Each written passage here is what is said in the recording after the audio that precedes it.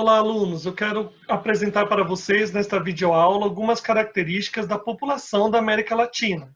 Você pode perceber aí a imagem ao fundo, o Memorial da América Latina. Nesse mapa, é possível perceber as nações que pertencem a este subcontinente, que nós chamamos de América Latina. Vocês podem perceber ao norte, México, e ao sul, lá onde está Uruguai e Argentina, por exemplo. Todas estas nações compõem o que nós chamamos de América Latina. A população da América Latina apresenta uma diversidade em suas características. Nós podemos perceber, por exemplo, países que possuem uma população jovem e países que possuem uma população adulta e idosa, pelos motivos aos quais nós veremos aqui. Em 2015, as nações da América Latina compunham um total de 630 milhões de habitantes. Desses 630 milhões de habitantes, nós podemos perceber que é uma população que se distribui de forma irregular no território. Ou seja, quando você observa onde a população de cada país habita, eles geralmente estão mais concentrados em uma parte do território. Os países mais populosos da América Latina são Brasil, México e Argentina, e eles apresentam uma distribuição dessa população, estrutura e crescimento populacional distintos. Em outras palavras, quando nós vamos estudar Brasil, México e Argentina, por exemplo, que são nações industrializadas, ou nós vamos estudar Bolívia, Colômbia, que possuem inclusive características econômicas diferentes, nós também percebemos as características dessa população que são diferentes. Esse mapa que vocês estão observando aí, da população da América Latina, é um mapa que nós chamamos de anamorfose. Anamorfose é um mapa que não respeita a forma original desses países. Ele distorce o território desses países para mostrar a quantidade. Então é possível perceber nesses mapas as nações mais populosas da América Latina, como México, Brasil, Argentina, por exemplo, depois acompanhado da Venezuela. E o próximo mapa, vocês podem perceber a densidade demográfica. A densidade demográfica ou população relativa é onde se concentram a população de cada um desses países. Vocês podem, por exemplo, perceber que no Brasil, a maior parte da sua população está localizada na porção leste do território, no seu lado direito aí no mapa. Colômbia, Venezuela, a sua população também está habitando nas proximidades do litoral, do oceano, assim como a boa parte das nações da América Latina. Então, podemos perceber, por exemplo, que se distribui de forma irregular. Ao olhar o território brasileiro, percebam ali que na região norte, onde estão os estados do Amazonas, do Amapá, Roraima, por exemplo, habitam menos pessoas no nosso país do que na sua porção leste, onde estão os estados do Nordeste e do Sudeste, onde se localiza, por exemplo, o estado de São Paulo e do Rio de Janeiro. Então, podemos concluir que eles se concentram na faixa litorânea, nas cidades que são do litoral e próximas do litoral. E isso é um resultado do seu processo de colonização. Quando nós vamos estudar a colonização das nações da América Latina e, por sua vez, a nação brasileira, a ocupação dos colonizadores começou pelo litoral e depois avançou para o interior do território. Então, o que acabou acontecendo? Cidades foram se constituindo a partir do litoral para o interior do território. Existem mais cidades nessa faixa litorânea. O que explica o aumento populacional nos países da América Latina? Essas nações, que são consideradas nações subdesenvolvidas, depois da Segunda Guerra Mundial, elas passaram por um fenômeno chamado explosão demográfica. O que nós queremos dizer com isso? Essas nações tiveram um elevado crescimento populacional. Foi diminuindo a mortalidade, foi diminuindo a taxa de mortalidade, ao mesmo tempo em que continuou aumentando a taxa de natalidade. Em outras palavras, as pessoas passaram a morrer menos ou demorar para morrer e nasciam muita gente. E por qual motivo? A partir do século XX, nas nações da América Latina, começou a aumentar o acesso à saúde. Então, vacinações públicas, por exemplo, é algo que marcou estas nações. A vacinação pública, ela possibilita a diminuição da mortalidade da população por conta de epidemias, por exemplo. Nós vemos, inclusive, na história do Brasil, um episódio histórico chamado Revolta da Vacina. Foi quando houve uma vacinação pública no Rio de Janeiro.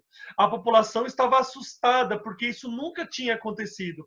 Chegaram mesmo até ter medo de serem vacinados. Mas esse período histórico no Brasil demonstra o acesso à saúde pública no país, como é importante. Então, isso diminuiu a mortalidade. Ao diminuir a mortalidade e continuar nascendo muitas pessoas, houve uma explosão demográfica, houve um grande crescimento populacional. O que leva a nascer muitas pessoas? Vários motivos. Por exemplo, questões religiosas, as pessoas elas têm muitos filhos porque a procriação é uma característica das religiões da antiguidade, como está escrito, crescer e multiplicar, por exemplo. Nós também temos o fato dessa população ser uma população naquele momento rural. Então havia uma certa tradição de ter muitos filhos para ajudar no trabalho da família. Essas são características que explicam a elevada natalidade. Argentina, Uruguai e Chile, nesse momento, eram exceções. Não apresentaram um grande crescimento vegetativo. Já Brasil e outras nações da América Latina apresentaram um crescimento vegetativo, ou, em outras palavras, um crescimento populacional em seus países, devido a essas características que eu acabei de falar. Nesse momento, eu gostaria que vocês observassem este gráfico, que compara o crescimento demográfico da América Latina, a linha azul, e da América anglo-saxônica, a linha vermelha. Percebam os anos de 1950 até o ano de 2015. Vocês vão perceber que tanto o subcontinente da América anglo-saxônica quanto o subcontinente da América Latina houve crescimento demográfico, houve crescimento populacional. Porém, na América Latina, esse crescimento populacional foi muito maior do que na América anglo-saxônica. Por isso, então, que nós usamos a expressão explosão demográfica. Como você pode perceber no gráfico, a partir da década de 1950, a população latino-americana passou a crescer muito mais rápido do que a população da América anglo-saxônica. Esse rápido crescimento da população latino-americana trouxe várias consequências, dentre as quais destacam-se o predomínio de população jovem e as deficiências na infraestrutura básica, que provocam baixos padrões de vida da população. Podemos perceber, então, alunos, que mesmo que esses países tenham nascido muitas pessoas, tenha tido um elevado crescimento populacional, infelizmente, as nações da América Latina, os seus governos, não trouxeram para essa população qualidade de vida, como um melhor acesso à escola, empregos, condições para se viver bem, como nós podemos perceber no Índice de Desenvolvimento Humano. Nesse momento, nós vamos ver a estrutura da população latino-americana. Quando eu falo de estrutura da população, se trata de nós conhecermos as características dessa população. Por exemplo, quantas pessoas por grupo de idade existem nessas nações? Quantas pessoas de 0 a 10 anos, 11 a 20 anos, 21 a 30 anos existem nessas nações? Em que setor da economia esta população trabalha? No setor primário, da agricultura, do extrativismo, da pecuária? No setor secundário, que é o setor da construção civil e da indústria? Ou no setor terciário, que é o setor de comércios e serviços? Então, quando nós falamos da estrutura da população, nós buscamos compreender as características da população por esses itens que eu acabei de apontar. Atualmente, alguns países da América Latina estão aumentando a sua população adulta e idosa. Porque antigamente essa população era em sua maioria jovem. Porém, nós percebemos nos últimos anos, principalmente depois de 1990, que as pessoas estão diminuindo o número de filhos. Se diminui o número de filhos, significa que teremos mais pessoas adultas e idosas do que pessoas jovens, de 0 a 19 anos, por exemplo. Uruguai, Argentina e Chile são países da América Latina que apresentam o maior número de população adulta e idosa. E isso, gente, provoca mudanças nesses países. A maneira como o governo de cada uma dessas nações vai trabalhar, vai planejar o país, as necessidades da população, está muito ligado com a característica dessa população, se ela é mais jovem, se ela é mais adulta ou se ela é mais idosa. Porque cada grupo populacional possui uma necessidade diferente, seja de escolas de nível primário, seja de escolas de ensino médio ou universidade, geração de empregos, pós-graduação ou planos de saúde, por exemplo, quando nós falamos dos idosos. Por isso que nós estamos estudando e compreendendo, inclusive, a realidade brasileira. Para nós compreendermos a estrutura da população da América Latina, é necessário a gente interpretar a pirâmide etária. A pirâmide etária é esse gráfico, vamos dizer assim, que você está observando aí ao lado. Sempre em uma pirâmide etária, o lado direito vai mostrar as mulheres por grupos de idade e o lado esquerdo vai mostrar os homens por grupos de idade.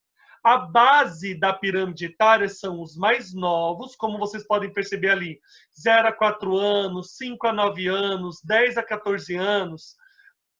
O meio dessa população vai ser a população adulta e o topo, a população idosa. Como vocês podem perceber, na pirâmide etária da Guatemala, que é esse exemplo, no ano de 2018. Observe ali a população jovem, que vai de 0 a 19 anos. A maior parte da população da Guatemala. Vocês podem perceber a população adulta e também a população idosa. Esse outro exemplo é uma pirâmide etária da Bolívia, que é bem semelhante à Guatemala. Vocês podem perceber que a Bolívia tem uma elevada natalidade. A sua população de 0 a 4 anos, 5 a 9 anos, 10 a 14 anos, por exemplo, é uma população muito elevada, tanto de homens quanto de mulheres. Tem uma população adulta relativamente pequena e uma população idosa pequena. Significa também que na Bolívia é elevada a natalidade e relativamente elevada a mortalidade. Esses países que têm a base mais larga, significa que há o predomínio de jovens. Então, também indica que há uma futura mão de obra para o trabalho. Ou seja, deve investir nessa população em educação para serem trabalhadores bem formados. O que também significa que tem uma população economicamente ativa em um futuro próximo. Nós chamamos de população economicamente ativa a população que está trabalhando, que está em idade de trabalho. Ou seja, neste momento na Bolívia, o ano de 2015, somente há 5 anos atrás, a população é em sua maioria jovem. Se investir nessa população com uma boa formação, vai ser uma população adulta bem formada com trabalhos bem remunerados. Então, vai ser uma população economicamente ativa, bem significativa no país, caso o governo da Bolívia se preocupe com isso. Precisa, então, de investimentos em saúde e educação para esse jovem. E precisa, atualmente, de investimento para os pais. Porque os pais necessitam trabalhar. Então, eles precisam de apoio para cuidar de seus filhos, como creches, escolas de tempo integral, por exemplo. Nós podemos comparar a pirâmide etária da Bolívia com a pirâmide etária do Uruguai. Perceba a diferença. No Uruguai, já diminuiu a natalidade. Se você olhar a base da pirâmide etária, você vai perceber que tem menos crianças do que a Bolívia. E a nação uruguaia também tem uma população adulta e idosa muito maior do que a população da Bolívia. Países que apresentam um crescimento econômico maior e que a população possui uma renda maior, essa população tende a ter menos filhos. Isso explica, por exemplo, a realidade do Uruguai. Então, o Uruguai tem uma população adulta que necessita, então, de geração de empregos para esta população, possui um aumento da população idosa, ou seja, existe uma preocupação com a aposentadoria, uma preocupação com a qualidade de vida desse idoso, dele ter acesso à saúde, porque ele vai ter mais necessidades de médico, de hospital, dele ter acessibilidade, né? As calçadas devem ter rampas, não degraus, por exemplo, os ônibus, uma maior facilidade para esse idoso usar o transporte público, segurança para esse idoso, uma mudança cultural na mentalidade da população de respeito ao idoso, uma vez que esse país está aumentando a sua população com esse perfil etário. Agora nós vamos falar do nosso país. Observe estes exemplos: a pirâmide etária do Brasil em 1980, 1991, 2000 e 2010. Perceba como o perfil populacional brasileiro foi mudando ao longo dos anos. Se você observar a pirâmide etária de 1980, você vai perceber que a base é mais larga e o topo é mais fino. Significa que existiam mais jovens do que adultos e idosos. Porém, a nação brasileira foi apresentando uma diminuição da natalidade. Em outras palavras, as pessoas passaram a ter menos filhos. E isso já começou a mudar em 1991. Uma relativa diminuição da natalidade e o aumento da população adulta. Essa característica da população brasileira de ter menos filhos e as pessoas passarem a viver mais tempo, porque elas passaram a ter, de uma certa maneira, acesso à saúde, uma melhor alimentação, e isso vai ficar muito mais característico no ano 2000. Olha ali a base da pirâmide etária no ano 2000, como diminuiu as crianças, como diminuiu o nascimento e como aumentou essa população adulta. Então, percebemos em 2010 que não só aumentou a população adulta, como aumentou a população idosa no nosso país. E o nosso país caminha para essa característica de ser um país com uma população jovem menor e uma população adulta e idosa maior. O Brasil, a partir de 2030, terá mais pessoas acima de 60 anos do que pessoas de 0 a 14 anos. Por isso, então, que há uma ampla discussão na sociedade brasileira sobre os cuidados com o idoso, sobre acessibilidade, acesso à saúde e até mesmo a questão da aposentadoria. Esse gráfico é a taxa geométrica do crescimento anual da população do Brasil, de 1872 a 2010. Percebam na parte destacada nesse gráfico as décadas em que houve um maior incremento da população no país, né? Houve um maior crescimento populacional, mais natalidade.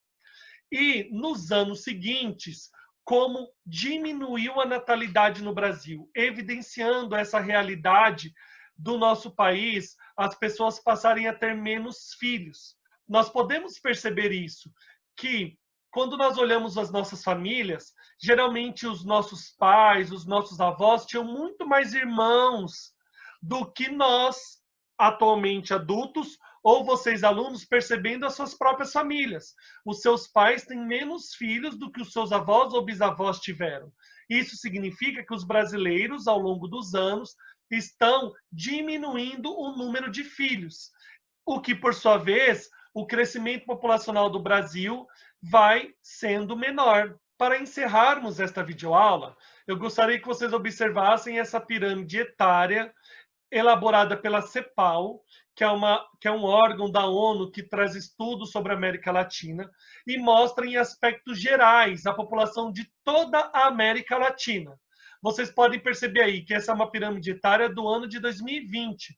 Percebam que existem mais adultos, olha ali, a partir dos 20 anos, do que pessoas de 0 a 19 anos, mostrando que, de uma maneira geral, na América Latina, a população está tendo menos filhos e nós estamos aumentando o número de adultos e idosos. Por fim, eu gostaria de apresentar para vocês algumas conclusões desta videoaula. A pirâmide etária, ela demonstra as características da população de um país por grupos de idade. A base são os mais novos, o topo são os mais velhos. é possível perceber qual é o perfil de cada país por sua pirâmide etária. Se neste país tem mais população jovem, mais população adulta ou mais população idosa. O perfil populacional de um país, porém, pode mudar. O Brasil, depois de 1950, era um país com população jovem. Hoje está se tornando um país com maioria de população adulta e idosa. O perfil populacional do nosso país está mudando. Os países da América Latina apresentaram um grande crescimento populacional depois de 1950. À medida que ocorreu esse crescimento populacional, esses países também se urbanizaram. E a partir de 1990, as nações mais urbanizadas e industrializadas da América Latina começaram a diminuir o seu crescimento populacional, como Brasil, México e Argentina. Uruguai e Chile também possuem essas características antes mesmo de Brasil, México e Argentina. Bom, alunos, é muito importante nós conhecermos essas características porque se trata a nosso respeito. Isso se trata a respeito de nós conhecermos a realidade do nosso país e de nossas nações vizinhas. E eu espero ter contribuído mais uma vez com a sua aula, o seu estudo e o seu conhecimento. Um grande abraço para vocês.